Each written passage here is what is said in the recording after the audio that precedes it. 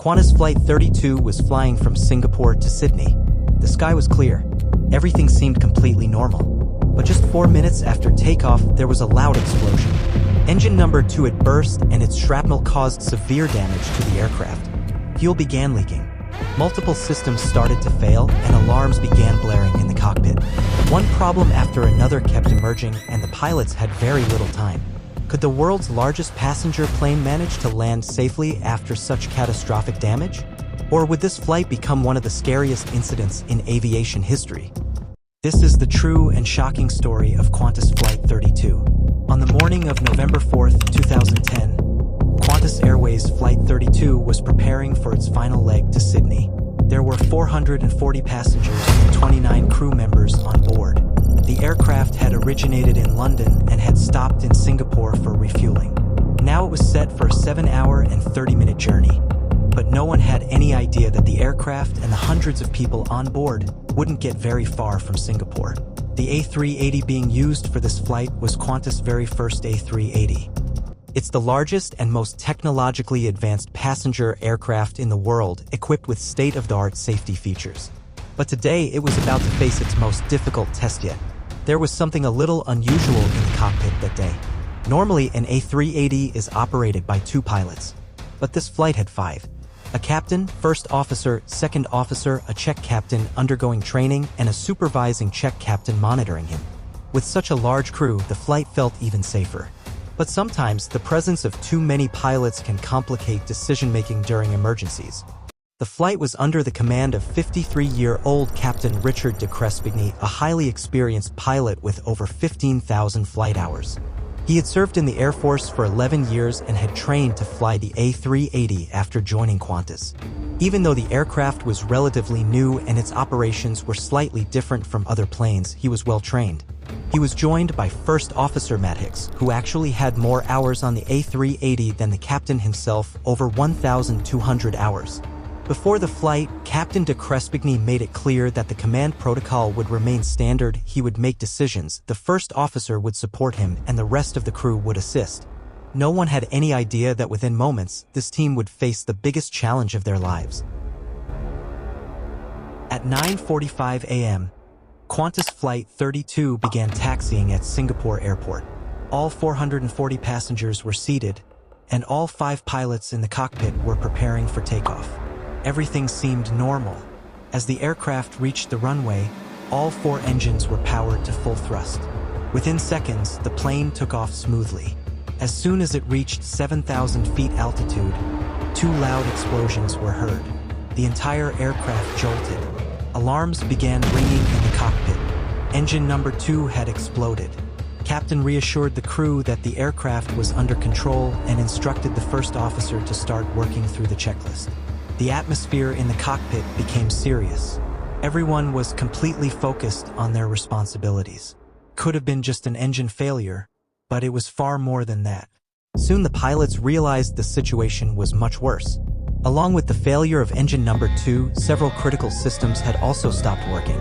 While the pilots couldn't yet grasp the full extent of the damage from inside the cockpit, passengers sitting on the left side of the aircraft could see everything clearly.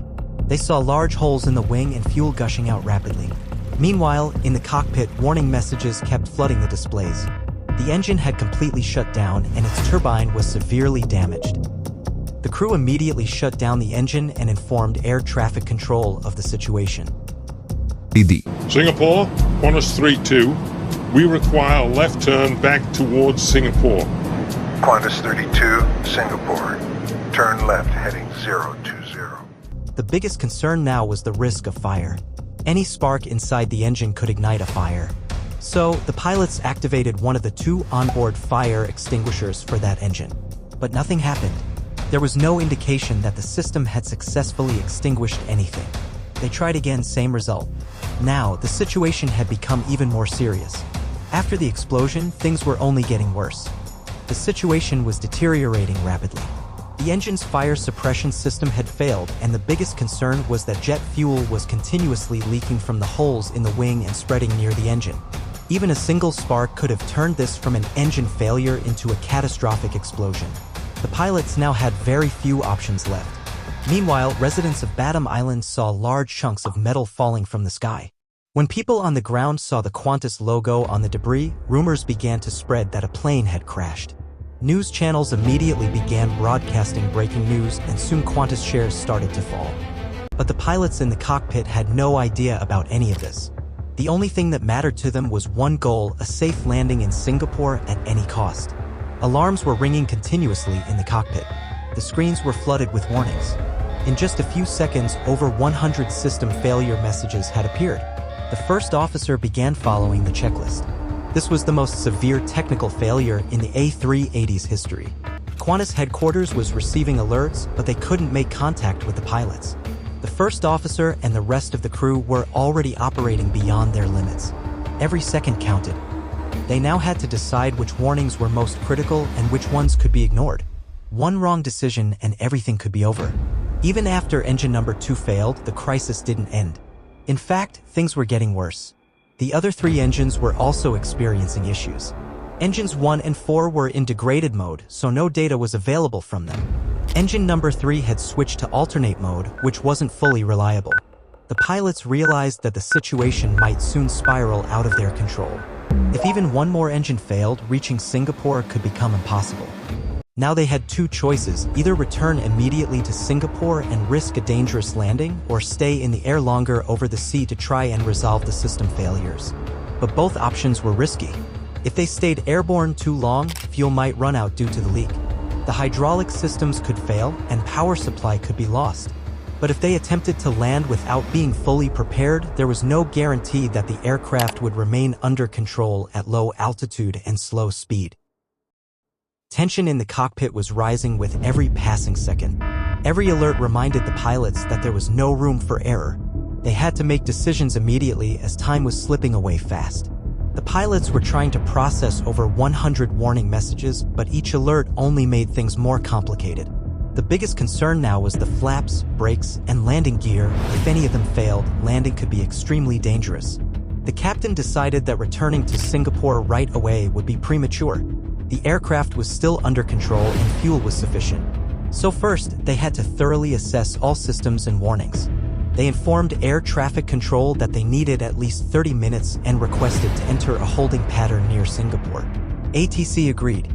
The crew's first priority was to understand the aircraft's real condition and figure out the safest way to return. Now the question was the plane ready for landing, or was the situation about to get worse? The pilots reassured the passengers that they were trained for situations like this. But the truth was, no training had prepared them for this kind of emergency. Metal fragments from the engine had damaged several critical systems. The pilots were now trying to figure out which systems were still working and which had completely failed. And then they spotted another serious issue. A key system that controlled the brakes and landing gear had failed. That meant slowing down the aircraft during landing could become extremely difficult. One engine was already shut down, and now the braking system wasn't functioning properly. If the brakes and landing gear didn't work together, the plane would have to land at high speed, and stopping it on the runway would become nearly impossible. The biggest risk was if one more engine failed, the situation could completely collapse. Now the pilots had to decide quickly, because every second brought the plane closer, either to a safe landing or to disaster. Even in a modern aircraft like the Airbus A380, systems have limitations. They cannot provide the pilots with all the information. So, the pilots decided to assess the damage with their own eyes. The second officer left the cockpit and went into the passenger cabin to investigate. As he was walking through the upper deck, a passenger, who was himself a Qantas pilot, pointed to the screen in front of his seat. It clearly showed fuel leaking from below the engine. Also, the rear portion of engine number 2 had completely blown off. The second officer returned to the cockpit and informed the crew. When the pilots learned about the massive fuel leak, they decided not to transfer more fuel to that tank, even though the system was recommending it. There were several other alerts where the pilots had to decide whether or not to follow the system's instructions. This was the ultimate test of their experience and judgment. 440 passengers were on board, hoping that the pilots would make the right choices. Normally, fuel is dumped before landing to lighten the aircraft. But this time, that wasn't possible. The explosion had damaged the fuel management system, and the aircraft was now 50 tons heavier than the safe landing weight. This made landing a dangerous gamble. Even worse, the left wing had lost 10 tons of fuel due to the leak, throwing the aircraft's balance off. Every alert and system failure brought a new challenge. After nearly an hour of struggle, the crew finally understood the full situation. The aircraft was too heavy, the braking system was damaged, and now the hardest decision had to be made. The pilots tried using the onboard computer to calculate landing distance. But the system failed. Now, they had to rely entirely on experience and courage with no guarantee of success. The captain called the lead flight attendant into the cockpit and instructed her to prepare passengers for an emergency landing and possible evacuation. The pilots also informed air traffic control. "We will need emergency services upon landing. There is fuel leaking from the left wing." Now, only one question remained: would they be able to pull off this landing successfully? The countdown to landing had begun. The captain knew that before bringing the aircraft to the runway, they needed to test whether it was still under control. He began lowering the flaps gradually and monitored the aircraft's response at every step. By the time the flaps reached position 3, one thing was clear: the plane was responding, but very slowly. However, the real threat was the engines. Engine number 2 was already shut down. Engines 1 and 4 were in bad shape, and the captain wasn't sure if they'd perform when needed. The aircraft was now lined up with the runway. Below them, the ocean stretched out. For the passengers, it was a terrifying sight. For the pilots, this was the ultimate test of their training and judgment. Were their landing calculations accurate? Would the plane stay under control after touchdown? Would they be able to stop it before the runway ended? 500 lives now depended on the captain's decisions. One mistake and everything would be lost. Seconds later, the wheels touched the ground. The aircraft landed hard and fast, and the captain immediately applied the brakes. The only functioning engine was put into reverse thrust. The end of the runway was approaching fast. With every passing second, the danger grew. Finally, the aircraft stopped just 150 meters before the runway's end. Hallelujah.